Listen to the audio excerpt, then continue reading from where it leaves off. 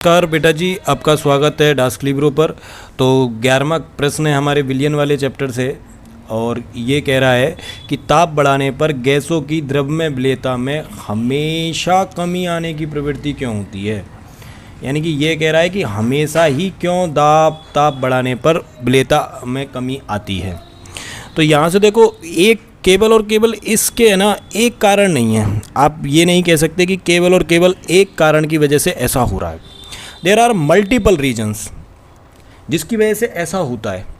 तो सबसे पहली बात तो विलेयता क्या है और आप कर क्या रहे हो, सिस्टम क्या है आपका।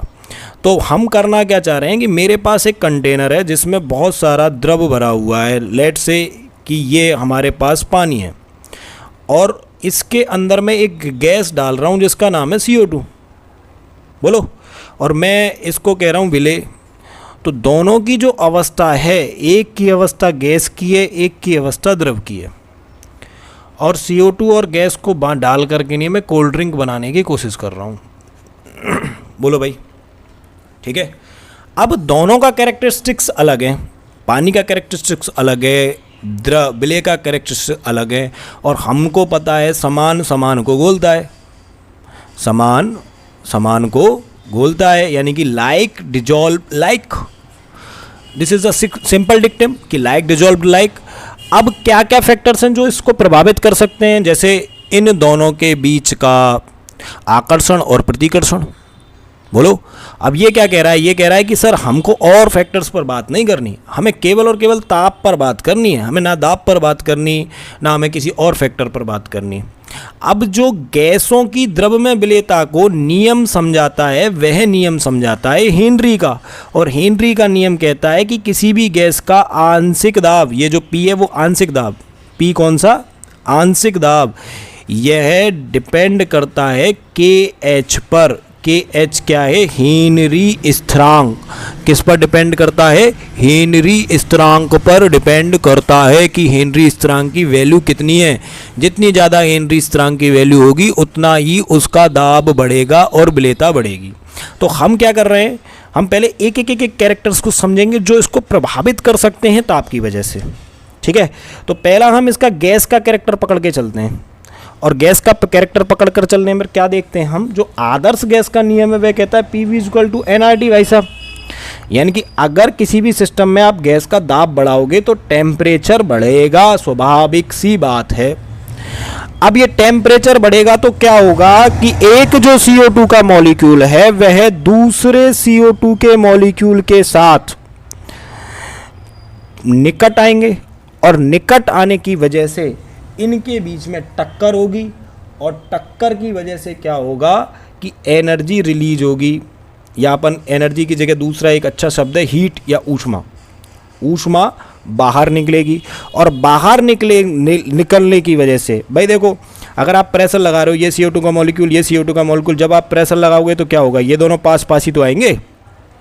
तो उससे क्या होगा, एनर्जी रिलीज होगी। अब एनर्जी रिलीज उस ऊष्मा के बाहर निकलने की वजह से क्या होगा कि इनकी काइनेटिक एनर्जी या गतिज ऊर्जा बढ़ जाएगी। और गतिज ऊर्जा बढ़ने की वजह से इसकी जो विलेयता है वह प्रभावित होगी। एक्स किसको बता रहा है, विलेयता कोई तो बता रहा है, बोलो भाई, विलेयता को बता रहा है। पहली चीज़ तो ये। दूसरा कि ये प्रेशर हमारा क्या कर सकता है।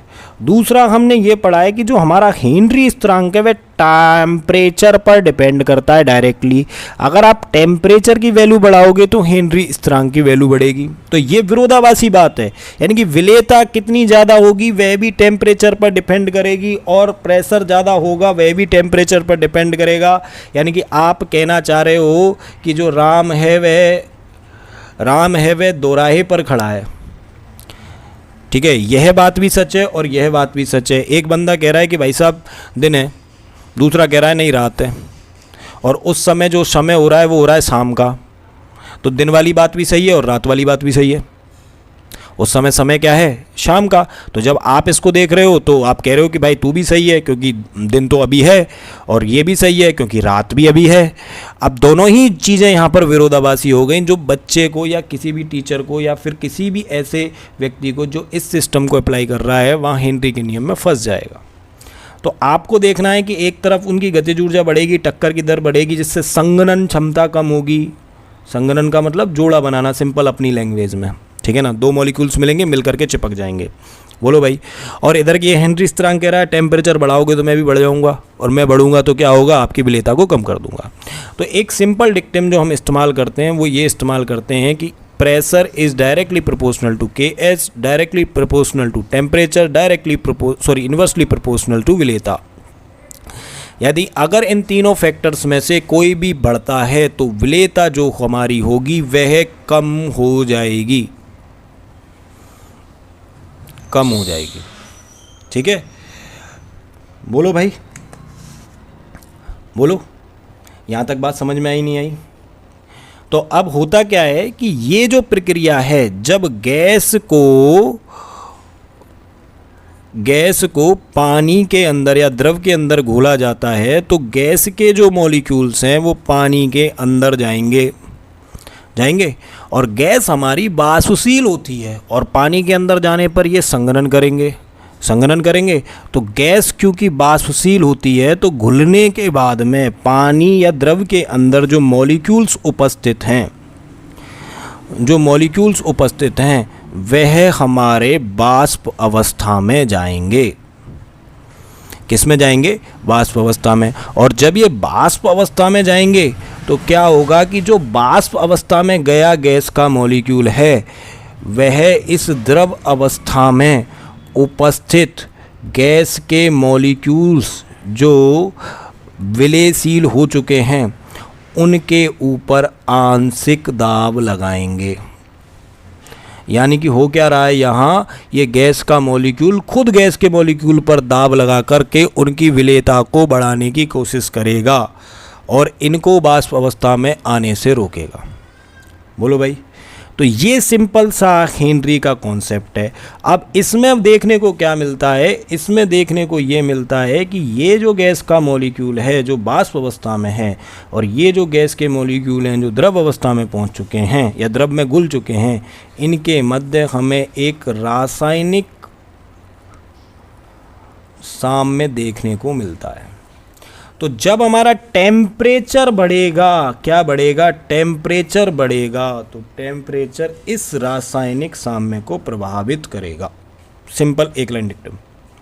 The temperature will take the cause for this रासायनिक साम्य, और इस रासायनिक साम्य को बिगड़ने के कारण होगा क्या कि ये जो गैस की विलेयता है वह प्रभावित होगी। अब दो फैक्टर्स आपने पढ़ लिए। पहला फैक्टर क्या कि गतिज ऊर्जा बढ़ेगी, दूसरा KH की वैल्यू बढ़ेगी। गतिज ऊर्जा बढ़ेगी तो ये गैस को विलीनीकरण को रोकेगा, और KH की वैल्यू बढ़ेगी तब भी ये विलीनीकरण को रोकेगा। बोलो भाई, विलेयता को प्रभावित करेगा। तीसरी चीज़, इसके रासायनिक साम्य को तोड़ देगा, और रासायनिक साम्य को तोड़ देगा तो यहाँ पर क्या होगा कि इसकी घुलनशीलता में या विलेयता में कमी आएगी, विलेयता में कमी आएगी। तो इसी प्रश्न के अंदर हम इसको तीन तरीके से समझ सकते हैं, तीन एस्पेक्ट्स हैं इसको देखने के। अब पेपर में क्या लिखना है वो सुन लो। पेपर में आपको लिखना है, 1 सेकेंड, ये पेन थोड़ा सा, कि ताप बढ़ाने पर किसी गैसों की द्रवों में विलेयता घटती है, घोले जाने पर गैस के अणु द्रव अवस्था से द्रव अवस्था में विलीन होकर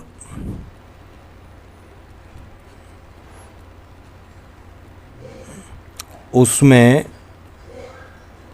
उपस्थित होते हैं। अतः विलीनीकरण के प्रक्रम को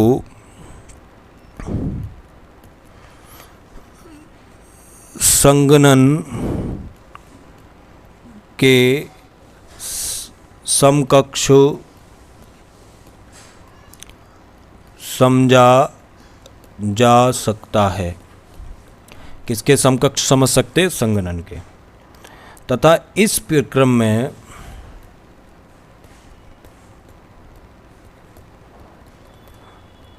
ऊष्मा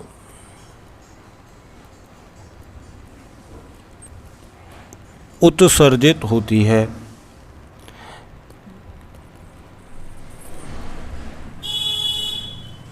क्योंकि विलयनीकरण की प्रक्रिया